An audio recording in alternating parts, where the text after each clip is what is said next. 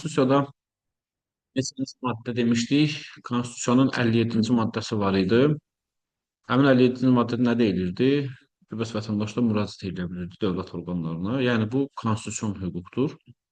Və 94-cü maddədə nə deyilirdi? 94-cü maddədə isə deyilirdi ki, Milli Məclis bizim istənilən bir hüququmuzla bağlı ki, bu da onlardan biridir. Nə edir? Ümumi qaydalar qoyur. Qanun şəklində. Düzdür? Yəni Milli Məclis 94-cü maddə ona istinad edərək bizim müraciət eləmə hüququmuzla bağlı burada qaydalar. Yəni vətəndaşların müraciət etmə hüququnun həyata keçirilməsi oldu və vəzifəli şəxslər onlara necə baxır? Bax o qaydaları müəyyənləşdirən bir qanundur. Müraciət etmə hüququ Azərbaycan vətəndaşları hara müraciət edə bilir? Növbəti dərslərdə məsələn korrupsiya qarşı qanununda, mübarizə haqqında qanunda və s. də bu altı subyekti bilmək bizə çox vacib olaraq. Deməli, vətəndaş hara müraciət eləyir? Birinci, dövlətlə olanları deyək. Yəni, var burada dövlət orqanları. Misal üçün, istənilən nazirlik bura nümunə ola bilər. Düzdür? İkinci gəlir, dövlətin mülkiyyətində olan büdcə təşkilatları və yaxud hüquqi şəxslər. Dövlət mülkiyyətində olan büdcə təşkilatları, məsələn, Mərkəzi Bank. Deyək ki, Mərkəzi Bank misal üçün publik hüquqi şəxs hesab olunur və tamamilə dövlət mülkiyyətindədir. Üçüncü hara müraciət edə bilərlər? Paylarının nəzarət səhm zərfi dövlətə məxsus olan yenə də büdcə təşkilatları və hüquqi şəxs. Paylarının, yəni səhmlərinin nəzarət zərfi dövlətə məxsus olmaq o deməkdir ki, idarə etmə dövlətdə olur. Məsəl üçün, nümunə göstərə bilirik Gəncə Avtomobil Zavodu. Bu açıq səhmdardır və səhmlərin daha çox faizinə, 50%-dən çox belə deyil, faizi dövlət nəzarət edir. Yəni bu dövlət mülkiyyəti olmasa da, amma nəzarətin səhm zərfinə dövlət nəzarət edirdi, dövlətin orada qaydaları keçir, belə deyək. Eyni qaydada bələdiyyəni də burada nümunə göstəririk. Yəni bu üçlüyün eynisini bələdiyyədə deyirik. Yəni ki, bələdiyyə orqanı, düzdür? Gəncə şəhər bələdiyyəsi və s. Bələdiyyənin mülkiyyətində olan büdcə təşkilatları və hüquqi şəxslər, misal, əgər bələdiyyənin nəzdində bir məktəb varsa, bələdiyyənin yaratdığı bir məktəb varsa, misal üçün, ya da eyni qaydada yenə nəzarət səhm zərfi bələdiyyələrə məxsus olan büdcə təşkilatları və hüquqi şəxslər. Gəncə Avtomobil Zavodu dövlətə aid olduğu kimi, onun səhmləri bələdiyyə də aid ola bilərdi. Yəni, eyni qaydada bu 6 subyektə vətəndaşlar müraciət edə bilərlər. Oldu mu? Necə müraciət edirlər? Hansı şəkildə müraciət edirlər? İndi qanunda eyni bizim yazdığımız kimi yazmasa da, daha başqa cür yazır. Dövlət orqanı, bələdiyyə orqanı, dövlət və bələdiyyənin, burada birləşdirir, mülkiyyətində olan ya da paylarının nəzarət zərfi dövlətə və bələdiyyə məxsus olan büdcə təşkilatlarına və hüquqi şəxslərə və təbii ki, oradakı vəzifəli şəxsləri. Birazdan bunların kim olduğunu deyəcək ki, vəzifəli şəxslər kimdir? Şəxsən və nümayəndə vasitəsilə. Konstitusiyada nümayəndə yoxdur, amma burada artıq nümayəndə var.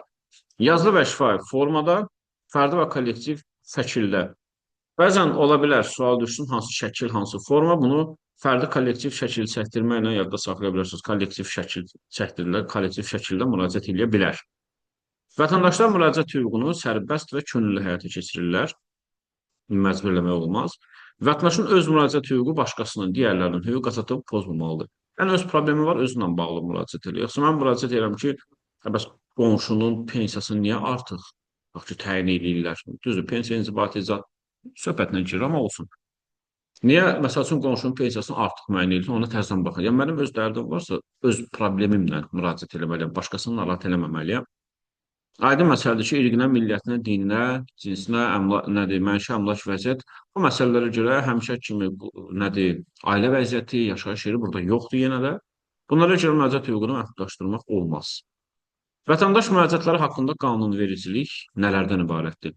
Vətəndaş müraciəti haqqında qanunverici deyəndə, vətəndaş müraciətini tənzimləyən ölkədə nə qədər normalar varsa, konstitusiyada bununla bağlı nə varsa, qanunlar indi tək bu qanundan ibarət deyil. Vətəndaş müraciətini tənzimləyən, məsəl üçün, əmək pensiyaları haqqında qanun da var, orada da müraciət olunur, baxılır. Lisenziyalar, icazələr haqqında qanun var, orada da müraciətlər var. Məsələn, miqrasiya məsələsi var, orada da müraciət edir, əcnəbilər misal üçün onların burada müvəqqəti və ya daimi yaşamasına baxılmaq qaydaları var deyənə, yəni tək bu qanundan ibarət olmayacaq. Müxtəlif, fərqli-fərqli müraciətlər var və hər birinin özünün qanunla baxılmaq. Ona görə deyir ki, qanunverici konstitusiyadan tərəfdar çıxdığımız beynəlxalq müqavilələr, çünki onu həmişə nəzərə alırıq, bu qanundan və digər normativ aktlar, o bayaq dediyimiz daha başqa-başqa qanunlardan ibarət ola bilər. Əsas anlayışlar kim var burada? Müraciət edən şəxs. Müraciət edən şəxs normalda qanun adında vətəndaş deyil, amma bunu standart olaraq istifadə edir, konstitusion hüquq olaraq istifadə edir. Amma bu qanunda artıq müraciət edən içində fiziki şəxs, yəni əcnəbilər, vətəndaşlığı olmayanlar, vətəndaş plus və hüquqi şəxslər də gedir. Məsələn, hər hansı bir şirkət də müraciət edə bilər. Müraciət özü nədir? Müraciətə baxan subyektlərə və onların vəzifəli şəxslərinə, subyektlərin nə olduğunu bildik artıq və bu subyektlərə və bunların vəzifəli şəxslərinə birazdan izah eləyəcək ki, onlar kimdir bəs? Həmin o vəzifəli şəxslərə necə? Deməli, şəxsən və nümayəndə ilə yazılı və şifahi formada oldu. Deməli, nə deyim, fərdi və kollektiv şəkildə olunan ərizə, təklif və şikayət. Artıq müraciətin nə olduğunu onsuz da bilirik, bunu heç birini əzbərləməyə ehtiyac yoxdur. Təklif, ərizə və şikayət nədir? Bunlara baxacaq. Bunları da əzbərləməliyikmi? Təbii ki, xeyr. Təklif deməli açar sözlərimiz var. Nəsə yaxşılaşdırmağa yönəlik bir müraciətdir. Deyək ki, bir növ boşbekar adamlar işidir.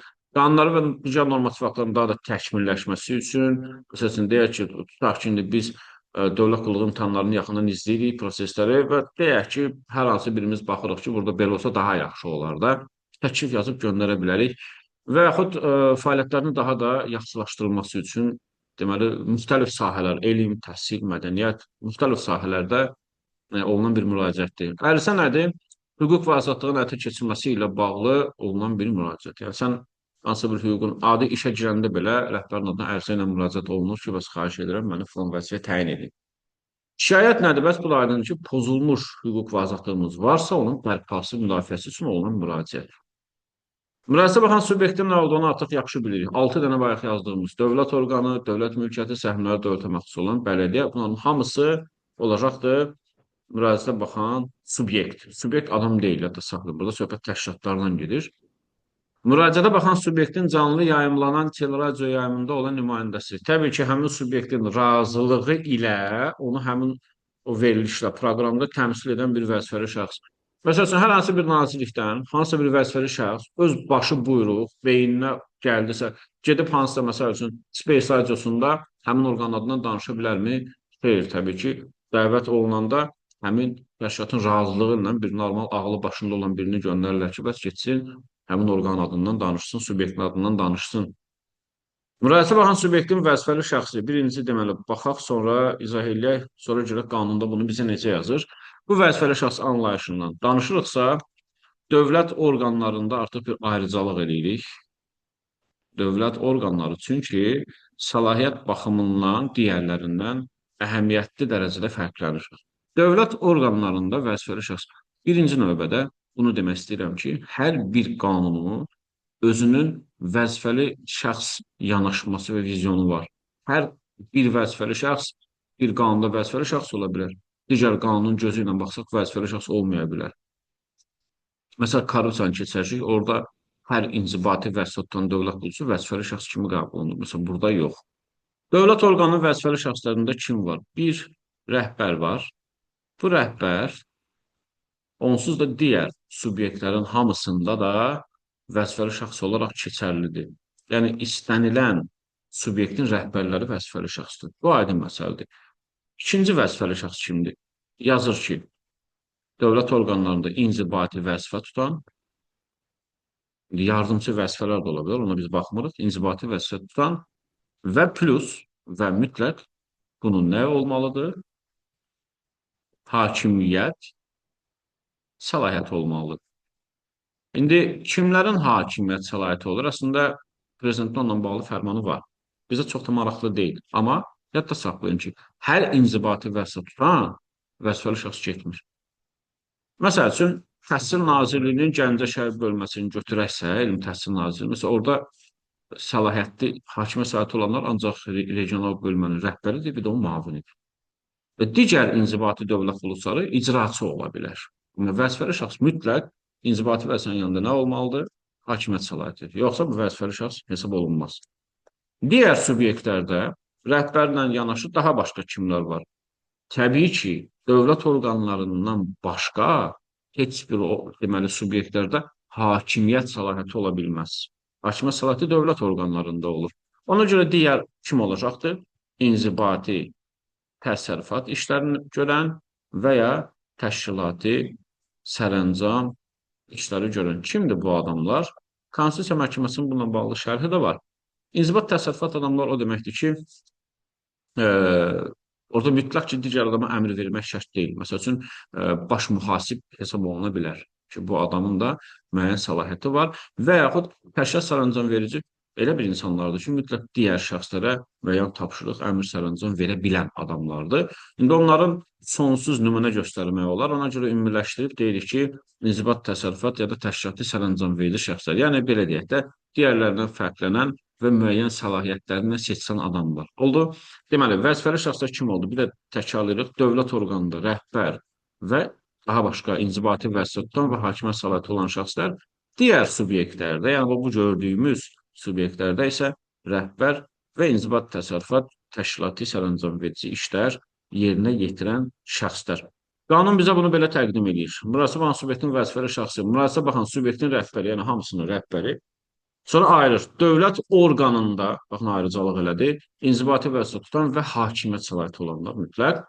Digər subyektlərdə isə rəhbəri zaten demişdik, təşkilatı sərəncam verici və inzibat təsərrüfat funksiyalarını.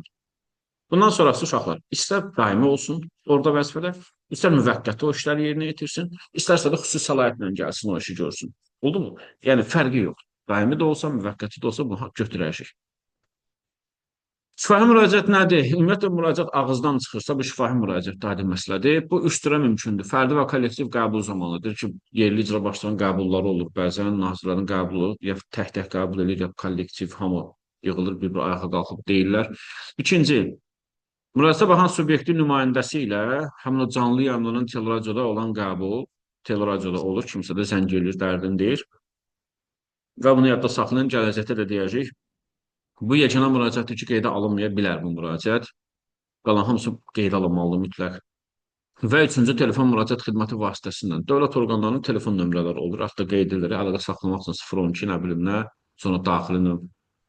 Bunlar da olur, hamısı şifahi müraciət.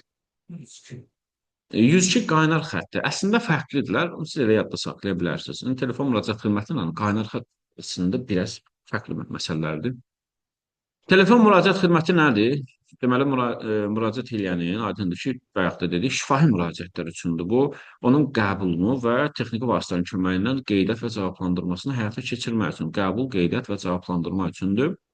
Yazılı müraciət artıq müasir dövrdə yazılı müraciət həm kağız üzərində ola bilir və bu dəqiqə daha çox elektron deməli formada olan müraciət. Yəni, əllə yazılıb göndəririk də, belə deyək. İndi baxaq, elektron müraciət nədir uşaqlar? Elektron müraciətdə deyir ki, bunu yenə göstərək, sonra qanunun yazdığına baxarıq. Təsəvvür eləyək, belə bir müraciətə baxan subyekt olsun, DİM, Dövlət İmtahan Mərkəzi. Tutaq ki, biz müraciət edirik və müraciətdə biz yazırıq info @ dim.gov.az. Sizcə biz burada subyektin özünə mi müraciət eləmiş oluruq, o zaman hansısa bir vəzifəli şəxsinin mi meylinə? Bu hansına oxşuyur? Subyektin özünə. Yəni, bura ümumi şöbədən kimlərsə girib baxa bilər. Və yaxud yazırıq, tutaq ki, Ali Valiyev, misal üçün deyirəm,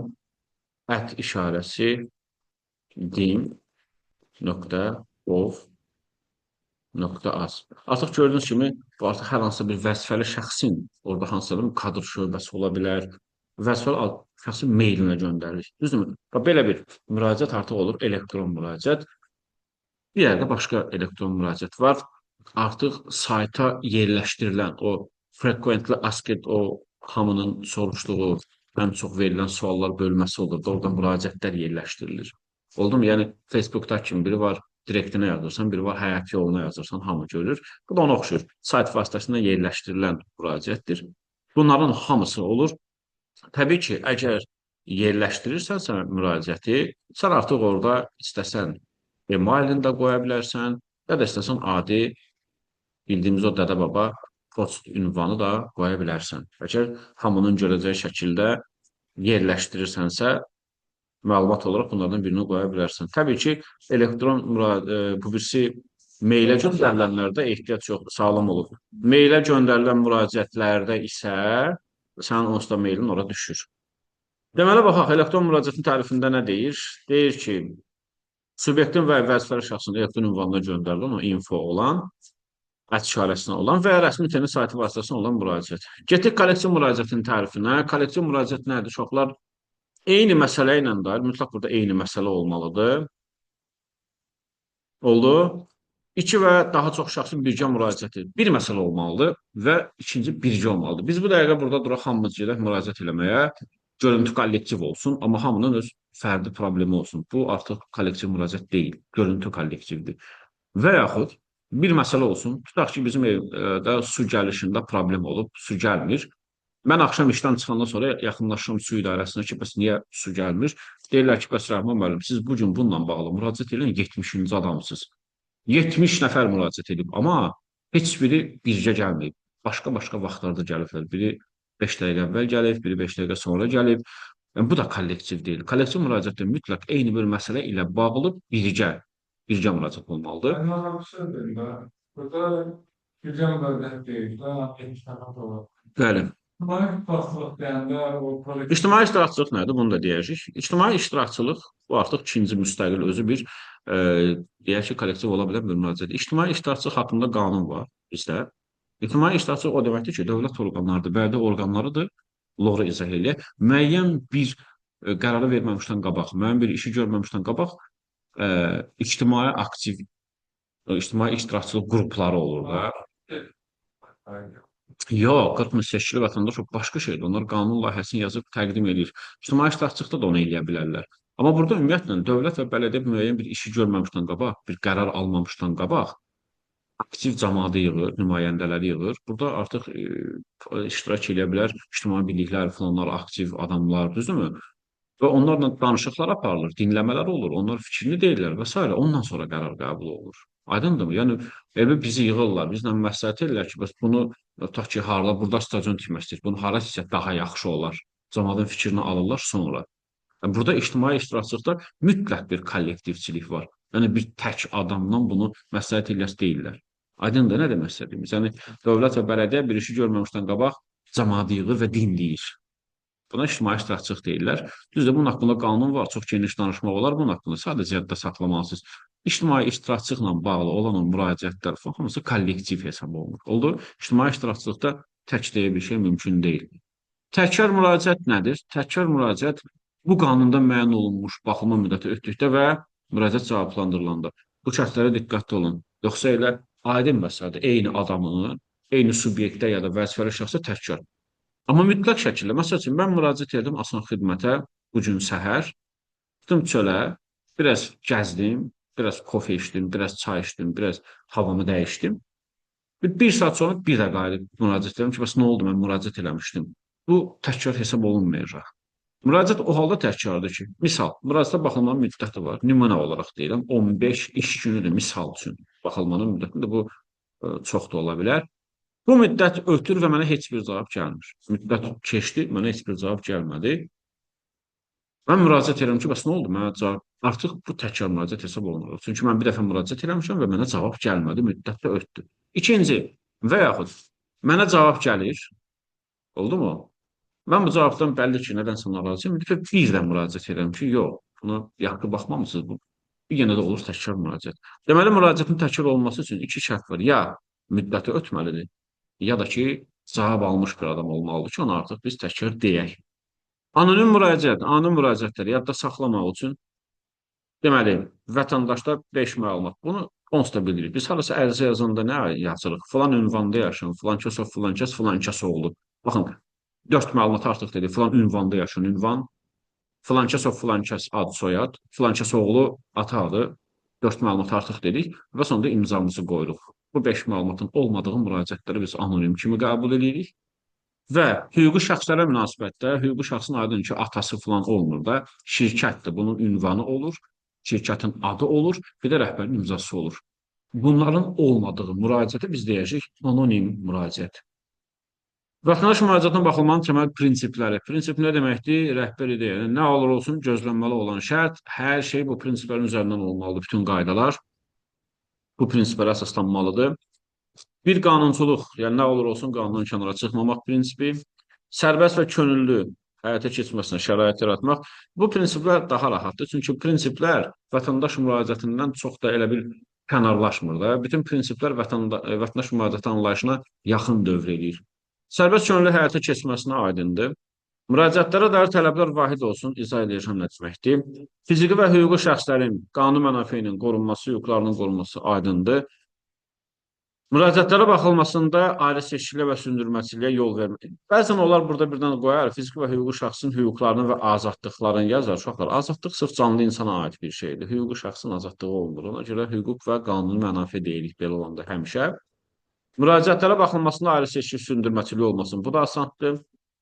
Vəzifəli şəxslərin fəaliyyətində şəffaflıq olsun. Olur mu? Korrupsiyada qanunilik, şəffaflıq, səmərəlilikdir. Burada bir dənə şəffaflıq deyir.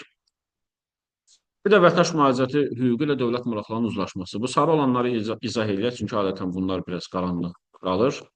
Müraciətlərə dair tələblər vahid olsa yaxşıdır. Tələblər vahid olmasa, hər bir subyekt, 100 dənə fərqli subyekt var da, hərəsi özündən bir qayda çıxardar.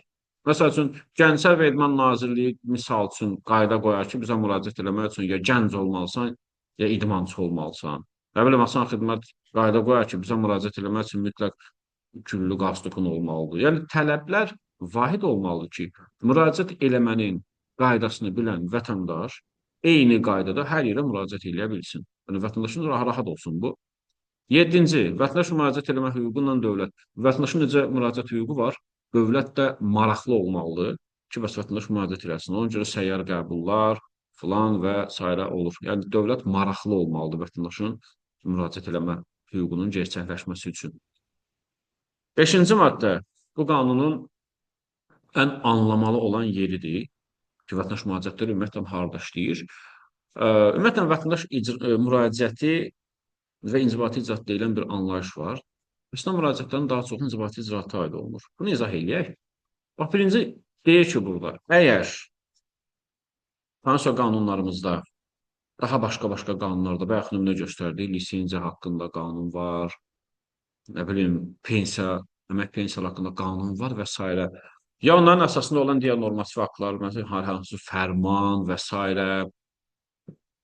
Tərəfdar çıxdığımız beynəlxalq müqavilələrdə başqa qayda nəzərdə tutulmayıbsa, vətəndaş müraciətlərin hamısına deyir, bu qanun bütün müraciətlərə aid olunur. Başqa qayda olan müraciətlər var. Adi bir nümunə göstərir. Məsəl üçün, siz bu dəqiqə xaricdən, Temudan məhsul zakaz edirsiniz. Və bunun ölçüyə gəlib sizin götürməyiniz üçün siz dövlət gömrük orqanlarına müraciət edirsiniz. Bu qanunla o tənzimlənə bilər mi? Yoxsa onun öz xüsusi, spesifik qaydaları mı var? Öz qaydaları var. Burada Nazirlər Kabinetinin qərarı var. Necə olmalıdır, necə bəyan olunmalıdır, nələri orada qeyd eləməlisiniz. Düzdürmü? Yəni, demək istədiyimiz odur ki, bu qanun elə hara müraciət edirsən, bu qanun işləmir. Xüsusi müraciətlər var ki, məsələn, lisenziya əldə eləmək haqqında. Məsələn, bir taksi sürücüsü müraciət edir lisenziya almaq üçün ki, bu taksi sürə bilsin. Bu qanunun tələbindən yox, ona artıq lisenziyalar və icazələr haqqında qanunla baxılır. Yəni ki, əgər hər hansı müraciətin öz qaydası varsa, bu qanun orada işləmir. Bu qanun deyir ki, başqa qaydalar olmayanda işləyir. Misal üçün, adi bir nümunə, bir qonşu gəlib icra hakimiyyətinə şikayət edir ki, bəs qonşunun evində it saxlayır. O da bütün günü hürür, gecə-gündüz məni narahat edir, qoymur yatmağa, düzdür? Bu müraciətin it haqqında yoxdur da, bir deyək, qanun.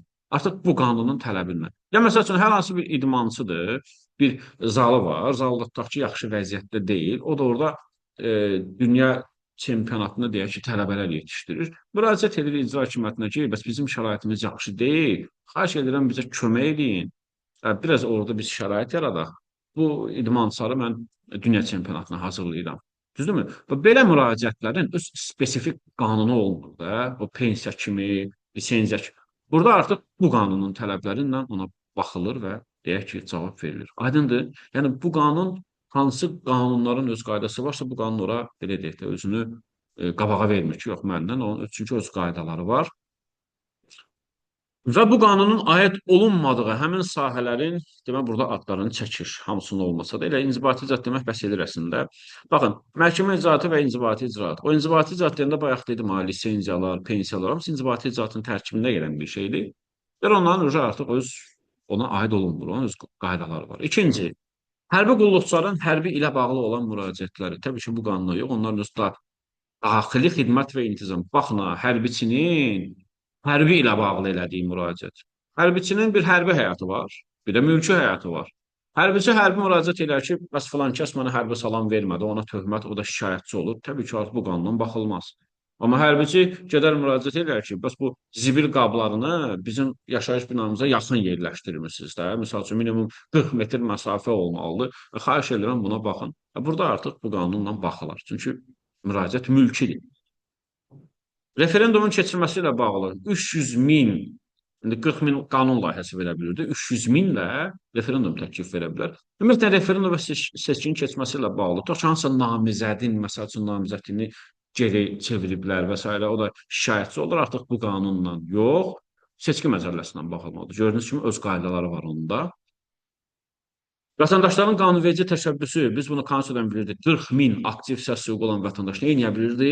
Deməli, qanun layihəsi yazıb verə bilirdi ki, bəs əgər Milli Məclisə belə bir müraciət olunarsa, təbii ki, bu qanundan yox, burada yazır, vətəndaşların qanunverici təşəbbüs hüququndan istifadə qaydaları haqqında qanun var, sırf həmin qanundan tənzimlənir. Ombudsmana olunan müraciət insan hüquqlarına bu qanunla yox, yenə də ombudsman insan hüquqları üçün müvəkkil haqqında artıq konstitusiya qanunu ilə baxılır. Məsələn, o qanun bu qanundan daha fərqlidir. Məsələn, o qanunda elə bir hal var ki, anonim müraciətlərə baxıla bilər, amma bu qanuna görə heç bir halda baxılmır. İnformasiya əldə eləməklə bağlı sorğu verirsə, yenə də bu qanunla yox, onun özünün, biz məlumat azadlığından da bunu yaxşı bilirik, o sorğuya baxılması və s. informasiya əldə etmək haqqında qanunun tələbləri ilə olur. Gəldik, məişət zorakılığı sonuncudur bu. Məişət zorakılığı, bir şey burada deyim ki, uşaqlar, məişət zorakılığına heç bir halda bu qanundan baxıla bilməz. Əgər məişət zorakılığının tərkibində cinayət əməli varsa, deyək ki, hansısa bir ər arvadı ölümə qədər döyüb, də, çox pis şəkildə döyüb, artıq sağlamlığa ciddi xəsarət yetirib, artıq aydın ki, cinayət prosessual məcəlləsi var ondan bağlı və yaxud məişət zorakılığı var, amma əməldə cinayət yoxdur. Və o zaman yenə bu qanundan yox, onun özünün spesifik qanunu var, məişət zorakılığının qarşısının alınması haqqında qanunla baxılır. Aydındır məsələ. Gəldik 5.8. 5.8-i başa düşmək çox böyük şərtdir. Bunu izah edək birinci, sonra qayıdaraq. Biz dedik ki, dövlətə aid olan büdcə təşkilatları və hüquqi şəxslər, yəni dövlət mülkiyyətində olsun, səhmləri və yaxud bələdiyyələrə aid olanlar, yəni bunlar mütləq baxmalıdır. Bəs burada sual yaranır. Tamamilə özəl olan hüquqi şəxslər oldu və büdcə təşkilatları belə deyək və hətta fərdi sahibkarlar deyək ki, bu kişi də fərdi sahibkardır. Bəs bunlar baxmalıdırlarmı vətəndaş müraciətlərinə? Düzdür? Məsələn, deyək ki, Ziya fərdi sahibkardır, böyük deməli fermaları var və kimsə gəlib Ziya müraciət edir, rəsmi şəkildə ərizə ilə müraciət edir ki, xahiş edirəm məni bu fermaya çoban kimi işə götürün. Rəsmi bir müraciət edib, yəni rəsmi deyəndə ərizə ilə də belə deyək. Sizcə Ziya ona baxmalıdırmı? Həmin o çoban işləmək istəyən adamın müraciətinə baxmalıdırmı? Necə? Məsəl üçün, kimsə sizə belə deyim də, məktub yazır, evinizə yollayır ki, xahiş edirəm məni evinizi təmizləyici götürün. Sizin də bunu deyək götürmək fikriniz yoxdur, amma ərizə ilə müraciət olub. Siz ona ərizə ilə mi cavab verməlisiniz? Və ümumiyyətlə cavab verməlisinizmi ona? Hətta saxlayın özəl, bunlar bu qanundan baxmalı deyil. Yəni, normal olaraq da, düzdürmü? Deyir ki, sən özəl bir dönərxana işlədirsən, sahibkar gedirsən də, düzdürmü? Və kimsə müraciət edir ki, mən burada, nə bilim, o pomidor doğrayan götür işə. Sən təbii ki, bu qanunun tələbi ilə buna rəsmi şəkildə falan baxmalı cavab verir. Sənin möhrün yoxdur, düzdürmü? Amma bəzi hallarda qanunun 5.8 maddəsi bu məsələni tənzimləyir və deyir ki, nə qədər də özəl olsan baxmalısan. Kimlər baxmalıdır? Birinci, deyir ki, Nazirlər Kabineti bir siyahı təsdiqləyir. 2016-cı ildə təsdiqlənmiş bir siyahıdır. Orada ictimai, əhəmiyyətli olan qurumlar var. O siyahı ilə də. Əgər sən o siyahıya düşürsənsə, nə qədər özəl olursan o baxacaqsan. Misal, sığorta şirkəti açırsan. Sən nə qədər özəl sığorta şirkəti açırsan aç. Müraciət mi oldu? Yəni kimsə sığortalanmış bir maşındır və hər sən artıq baxmaq zorundasan. Sən də deyəməzsən ki, yox, mən özələm. Necə özəlsən? Sən sığorta nəqliyyat daşıma, o hamısına demək olmaz da, önəmlilərdir. Məsəl üçün elektron, məsəl üçün bəli, götürək, tutaq ki, ə, hansısa bir bank götürə bilərsən, kredit təşkilatı götürə bilər. İkinci, bu siyahıdan qurtardıq. Deyək ki, bu siyahıda sənin adın yoxdur. Məsələn, hansı bir hazırlıq kursudur. Müqavilə varsa, tutaq ki, hazırlıq kursudur, hər hansısa bir hazırlıq kursudur, hazırlıq kursu yazıram. Bunun tutaq ki, verici orqanları ilə müqavilə bağlayırlar, müqavilə. Və artıq hazırlıq kursunun üstün şəraitlərinə görə, orada ən müasir 50 dənə kompüter, sistem, texnikalara görə vergi imtahanlarını bura salır. Və artıq yüzlərlə insan vergiyə imtahan vermək adı ilə hamısı bu kursa gəlir. Hamısının telefonuna məlumat gəlir ki, imtahan günü filan yerdə filan kurs, düzdürmü filan. Və bu yoldaş əgər qabağındakı kompüter imtahan vaxtı düz işləməsə, şikayətçi olsa artıq həmin hazırlıq kursu baxmağa məcburdur. Niyə? Çünki sən vergi ilə müqavilən var, imtahan təşkil edirsən. Burada dövlət səviyyəsində bir iş görürsən. Başa düşdük?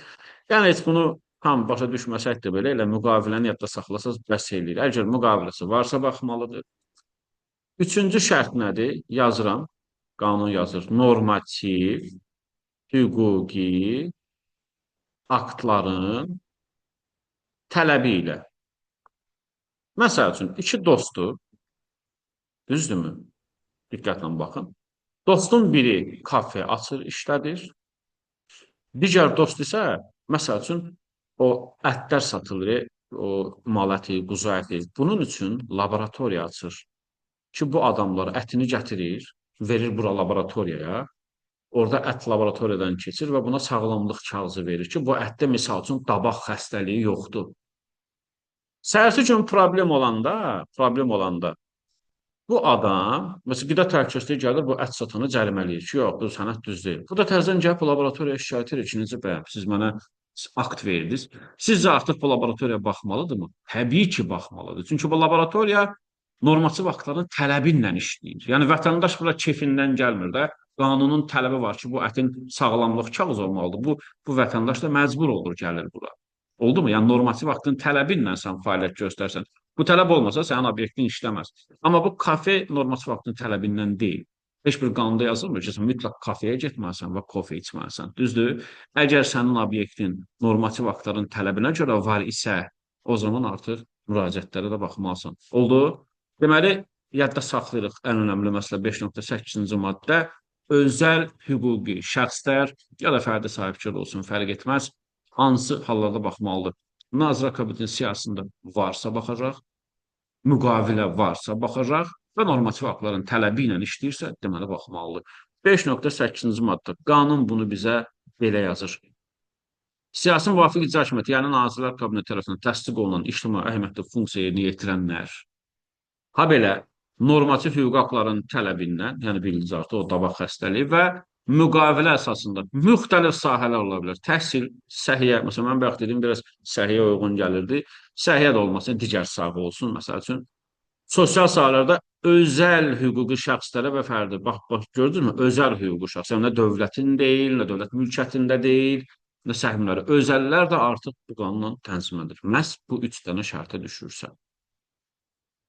Əcnəbilərdən danışaq. Əcnəbilər vətəndaşlığı olmayan şəxslər müraciət edə bilərlərmi? Əlbəttə ki, əgər istəyir əcnəbi olsun, istəyirsə də xarici hüquqi şəxs olsun, başqa ölkənin bizdə olan şirkəti olsun. Əgər həmin onların təmsil etdiyi ölkə ilə bizim dövlət arasında daha fərqli bir müqavilə yoxdursa, bu qanunla onlar da müraciət edə bilər, ondan da müraciəti tənzimlənir.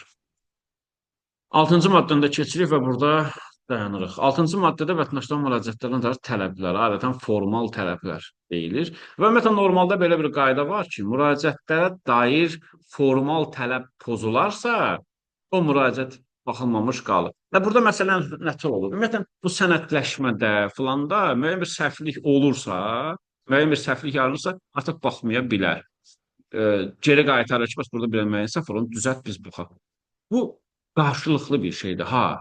Başa düşürsünüzmü? Yəni dövlət də bizə gəlib bir akt tərtib eləyəndə, orada bir səhvə yol verirsə, oldumu? Yəni həmin aktı biz etibarsız hesab eləmək üçün iddia eləyə bilirik. Məsələn, deyək ki, vergi orqanlarından əməkdaş gəlib bizə cərimə yazır. O yazdığı cərimə sənədi ki var, cərimə aktı tərtib eləyir. O aktda formalite bir səhvə yol verir. Yəni standartı belə olmalıdır. Biraz gənc əməkdaşdır, səhvə yol verir. Yəni belə olan təqdirdə adətən deyək təcrübəli vəkillər gəlib baxıb deyir ki, heç nə eləmə. Və o borc qalır, üstünə borclar yığılır, yığılır, yığılır, olur nə qədər borc. Təzədən məhkəmə müraciət edəndə deyir ki, bu yazılan borc etibarsızdır, düz tərtib olunmur. Yəni formal necə tərtib olunmalıdır, o qaydanı pozublar burada. Yəni məsəl üçün belə olmalı idi, belə olub. FSO artıq etibarsız olunur və bütün o borc, bütün o yığılan üstünə hamısı silinər. Və eyni qaydanı dövlət də vətəndaşdan tələb edir də ki, qardaş, müraciət eləyirsənsə, düzgün müraciət elə. Adını düz yaz, soyadını düz yaz, imzanı at. Əgər eləməsən, təbii ki, baxılmamış saxlayar. Sənə geri qaytarar ki, bu səhvlərin var, bunu düzəlt. Məsələ nətərdir? Gəlin indi belə öyrənək bunu. Vətəndaş müraciətini hara ünvanlayır? Vətəndaş müraciətini ünvanlayır ya müraciətə baxan subyektə, məsələn, Dövlət İmtahan Mərkəzi olsun, ya da oradakı hər hansı bir vəzifəli şəxsə. Əgər müraciəti subyektə eləyirsənsə, bir dənə subyektin adınıca qeyd edirsən. Filan Dövlət İmtahan Mərkəzinə, İTSO.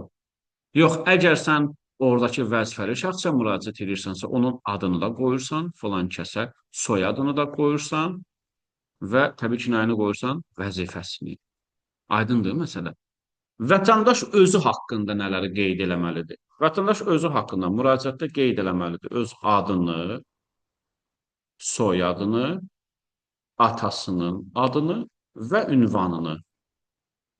Təbii ki, ünvan əvəzinə iş yeri də olar. Baxır müraciətin növünə və s. Və burada hətta saxlayın, düzdür, müraciətə imza da atmalıdır vətəndaş. Amma özü haqqında hansı məlumatları qoymalılığının içində imzanı demirik. Çünki imza bizim haqqımızda məlumat deyil də, sonda atılan bir şeydir ki, yəni o məlumatları mən yazmışam ora. Yəni hansı məlumat deyirsə imzanı qoymayacaq. Yox, müraciətə nələr olmalıdır deyirsə imza olacaq, amma imza məlumat bölməsinə aid deyil. Oldu, həmişə olur məlumatlar bölməsi, adın, soyadın, ata adın, ünvanın. Mesela orada sən imza yerin olmur heç vaxt. Çünki imza sənin haqqında məlumat demək deyil. Əgər müraciəti vətəndaşın özü yox nümayəndəsi eləyirsə, deyək ki, qanuni nümayəndəsi mi olur, vəkili, hər kimsə olur. Burada o adam qeyd eləyəcək yenə də adını, yenə də eynidir soyadını, yenə də öz ata adını və ünvanını qeyd eləyir. Yadda saxlayın, çox önəmlidir bu.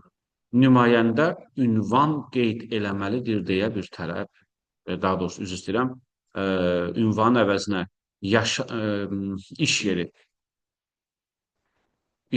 qeyd eləməlidir deyə bir tələb yoxdur. Oldu.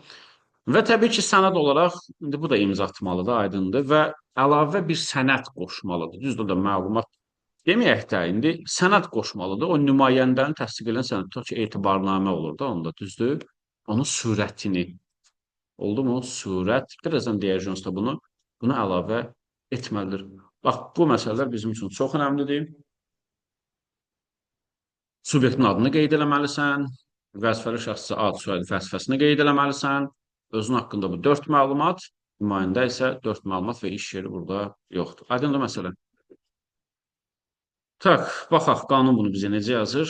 Subyektə və vəzifəli şəxsə yazılı verə bilərlər və şifahi formada bildirə bilərlər. Yazılı müraciət şəxsin və nümayəndə ilə təqdim olunur. Yazılı müraciət. Oldu mu? Aparıb təqdim edirsən də, belə deyim, ərizəni.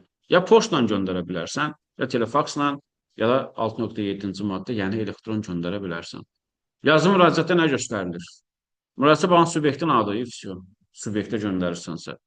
Və ya vəzifəli şəxsinin, artıq vəzifəli şəxsə göndərsənsə, vəzifəli şəxsin adını, soyadını və vəzifəsi.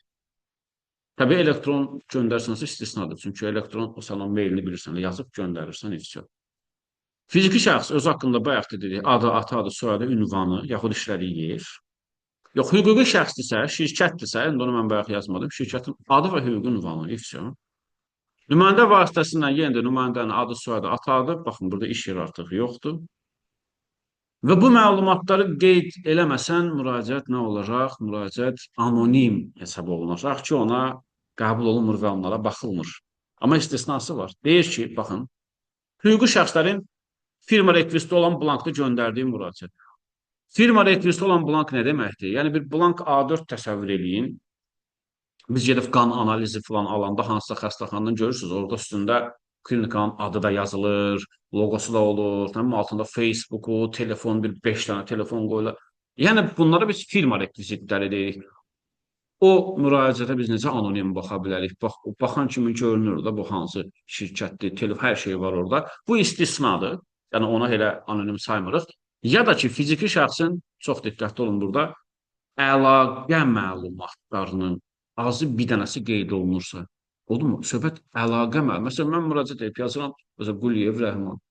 Bu anonim hesab oluna bilər. Çünki 10 milyonluq ölkədə gör nə qədər Quliyev Rəhman çıxacaq. Bu bilinmir axı kimdir. Amma bir əlaqə məlumatı qoyursansa, söhbət əlaqə məlumatından gedir. Telefonmu, ünvanmı, oldu mu? Belə olan halda artıq bunu anonim demirik. Sonra əsasən uşaqlar kağız üzərində fiziki şəxsdə ya da hüquqi şəxsin rəhbəri ya da ki, onların nümayəndələri imzativ tarix qoymalıdırlar. Bayaq dediyimiz kimi, nümayəndə vasitəsilə müraciət varsa, onun sürəti, etibarnaməsi sürətini əlavə eləməlidir. Elektron müraciətləri bayaq da dedik ki, ya meylə göndərirsən, e-meylə, ya da ki, sayta yerləşdirirsən. Meylə göndərsənsə, heç nə ehtiyac yoxdur. Sənin meylin olsa düşür ora, amma sayta yerləşdirirsənsə, burada elektron postunu da qoya bilərsən, adi postunu da qoya bilərsən. Hansını qoymusansa, ondan da cavab verəcəklər, belə deyək. Elektron sənəd, bunun haqqında biz qanun keçirəcəyik. Elektron sənədin mütləq elektron imzası olmalıdır. Yəni, bu elektron müraciət demək deyil, sırf. Yəni, elektron müraciət odur ki, girdin, yazdın, salam, klaviaturda mənə kömək edeyim, göndərdin. Amma bir də var, sən orada sənəd yükləyirsən, upload eləyirsən, oldu mu? Add file. Həmin o elektron sənəd yükləyirsənsə, mütləq ki, onun imzası, elektron imzası olmalıdır. Yoxsa o heç elektron sənəd hesab olunmayacaq. Oxunaqlı olmalıdır, təklif tələblər aydın ifadə olunmalıdır, böhtana yol verilməməlidir. Aydındır məsələn? Deyək ki, aydındır.